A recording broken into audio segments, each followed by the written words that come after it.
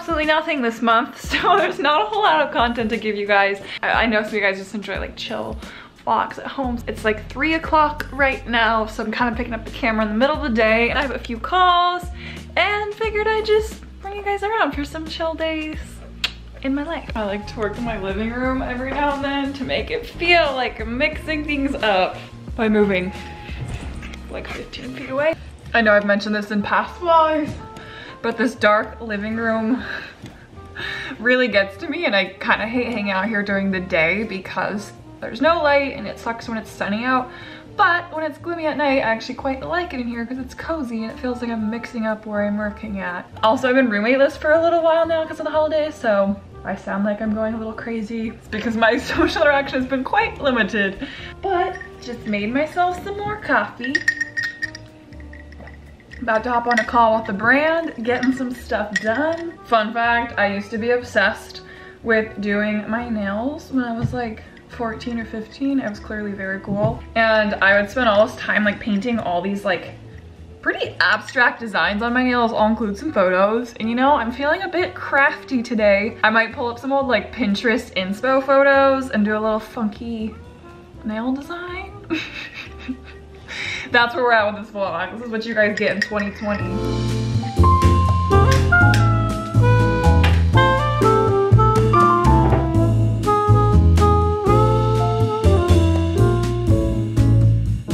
To get an underwater Super 8 camera or to not get an underwater Super 8 camera? That is the question. Insert, or maybe I'll make a TikTok of myself looking at apartments in New York City, literally non-stop.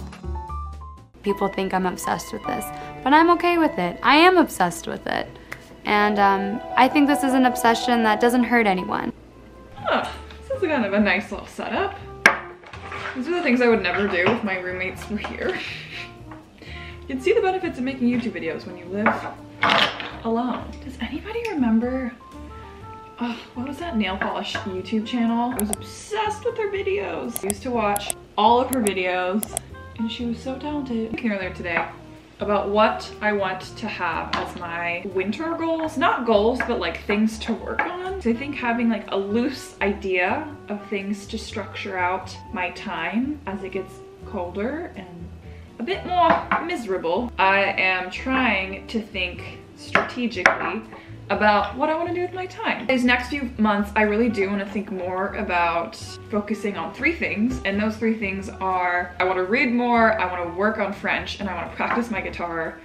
I have not picked up my guitar much since being back in New York City. Part of the problem, or part of the thing I blame it on, I bought like a small amp and this amp wasn't working. I got really discouraged, and then I tried going to the guitar store and the guy was a dick. I feel like I've really fallen back in love with reading this year. My Goodreads goal for 2020 was 30 books. And I'm trying to figure out if I want to read, like, challenge myself to like 50 books maybe in 2021. We'll see. And then I really want to get myself to practice French. And part of that reason, which I have talked about on this channel, and for those of you who followed along, you're probably like, girl, you're a broken record. But quick backstory for those who are newer here. I was born in France. I lived there until I was 4. My parents were just like working abroad essentially, and they never taught me French. I never got French citizenship because I wasn't there long enough. But because of that, I've always felt this deep tie to France. I was born in Paris. And then I also ended up moving there on my own when I was 18. It was truly the coming of age experience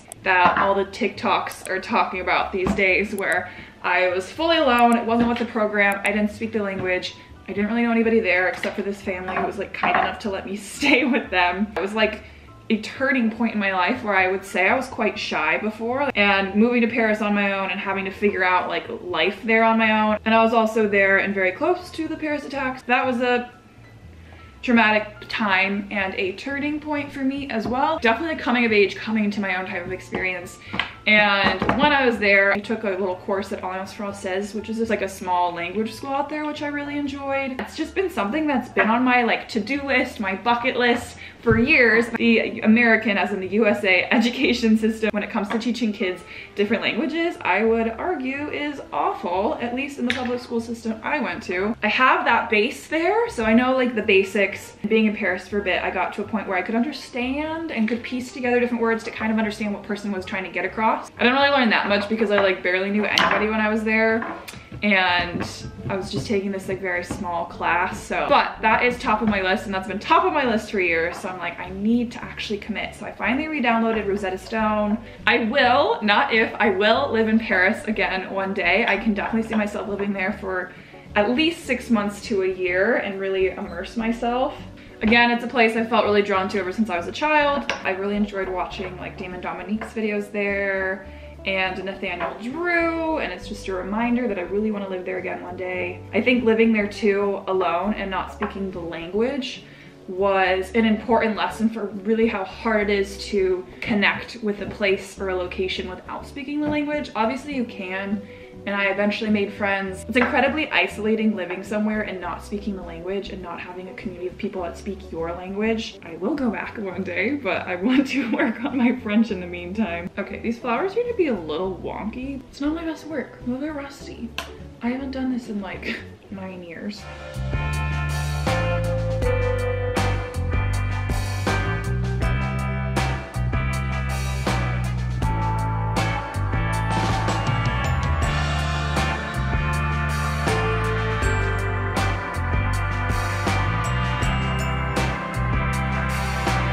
Been making the sweet green harvest bowl at home quite a bit. Add greens, goat cheese, I add a little avocado, sweet potatoes, chicken, rice, and then apple slices if you have them, and it's really good.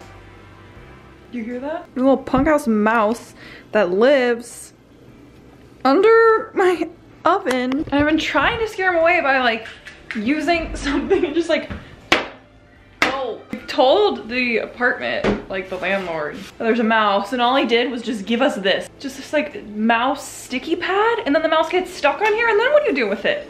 I guess he keeps me company.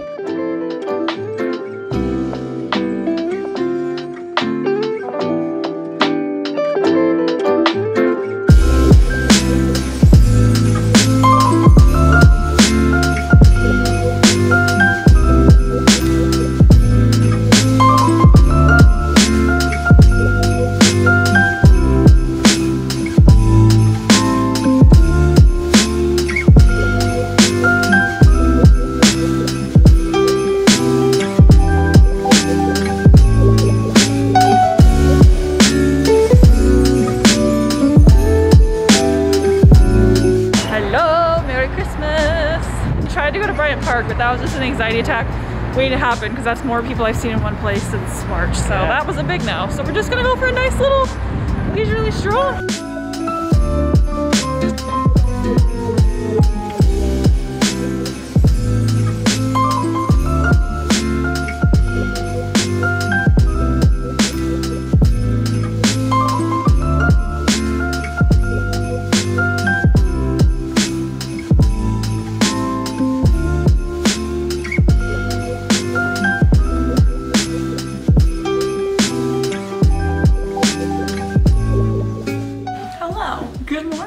Like I'm feeling pretty good today.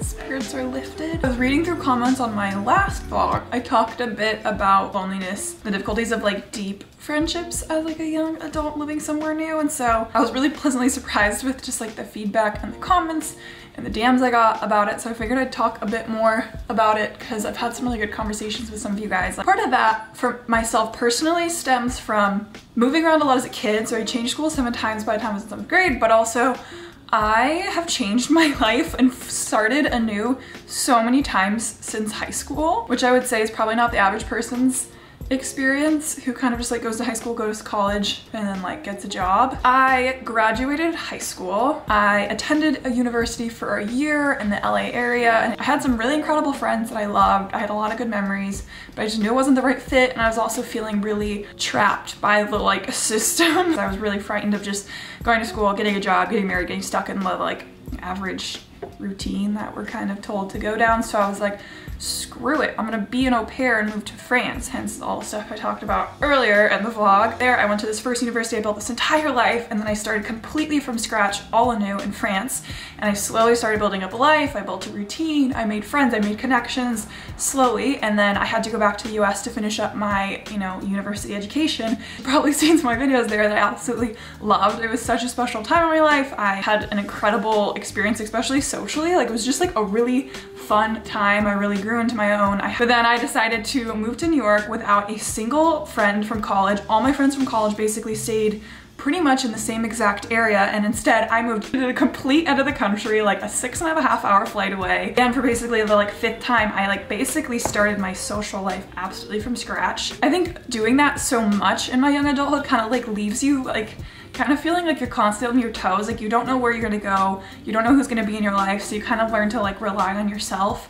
I had a really sweet friend named Erin, and I remember Erin told me this and it stuck with me throughout the years because I was getting all emo about leaving. I was like, wait, is this the right decision? Like, I really care for my friends. In this conversation, she's like, you know, certain friends are meant to be in your life for certain chapters. And while it's not like a revolutionary thought necessarily, and that message I've carried with me throughout the years, those people are all in your life for a reason, but sometimes there are people who just come into your life for a chapter to teach you something, to support you, for you to have fun with, for you to support as well, to learn with, to grow with, etc. And they're just meant for that chapter, and that can be a hard pill to swallow, but I think it's also very freeing. I don't know, I just thought that was something on my mind, and having so many conversations with you guys, I figured I'd dive a little deeper on that thought. Anyway, moving on with the day. So I am excited to share.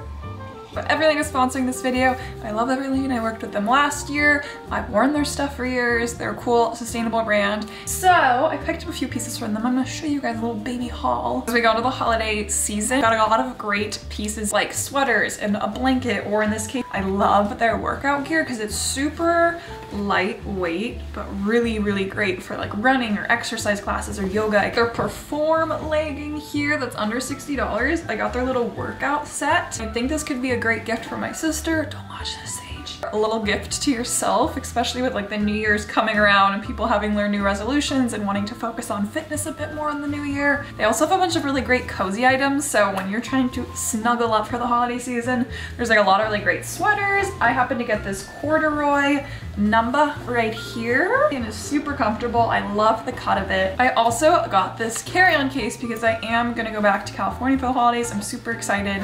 I am going to get tested, and I never have the right sized carry-on case for like my makeup and products and toothbrush and the whole deal, and I love this one. It has little pockets on the inside. It's only $30, which I think is a really great value, and I love the mustard color. This beautiful, beautiful leather looking jacket. I think she is gorgeous. The California winter is obviously not nearly as cold as the New York winter, so I feel like this is gonna be great to keep me warm. And then the last but not least, I am wearing some jeans from them, so I'll show you guys. So these are the jeans. Thanks again to Everlane for sponsoring. Be sure to check them out in the description down below.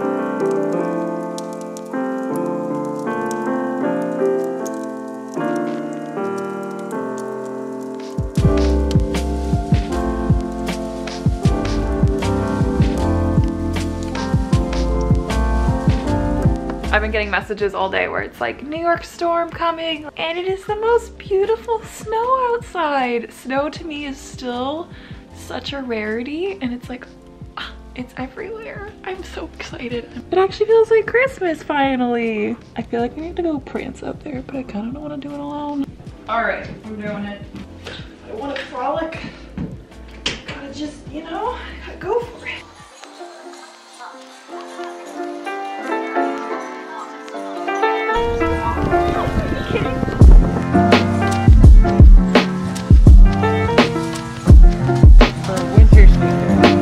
Part of the reason, well, I don't want to get too...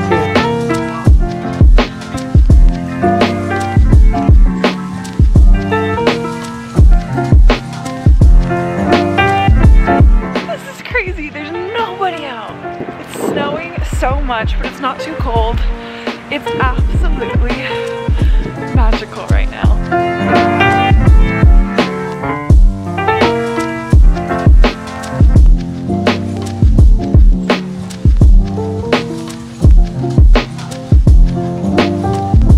I actually think there's more in the store. No problem. There.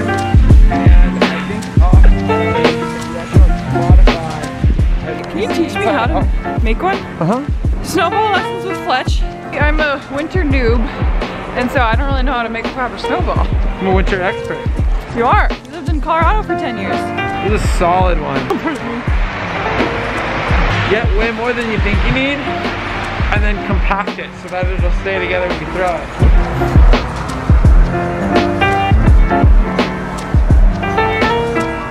Really push it together and it gets firmer and firmer. Feel that? Oh my god! Don't pull it at me.